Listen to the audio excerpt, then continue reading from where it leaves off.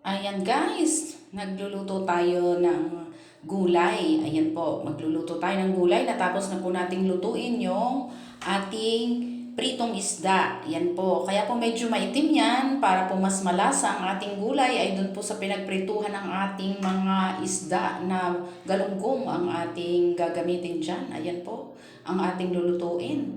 Yan po ang ating malunggay or bunga ng malunggay po yan. Yan po ay hinimay muna at inalisan ng balat.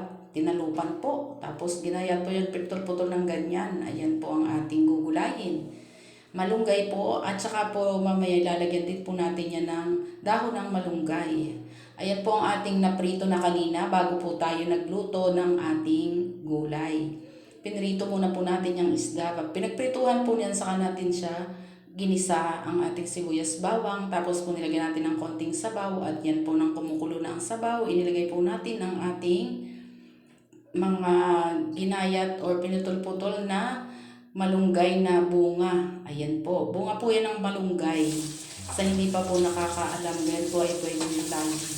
Tapos po, pagkatapos nating may lagayan at medyo luto na, nilagay po natin ang mga dahon. Yan po ang dahon ng malunggay.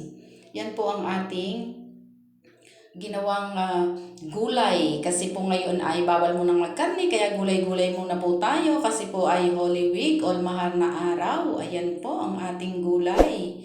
May kasamang Gigi or Pritong Gigi. Ayan po. Thank you for watching. Bye-bye!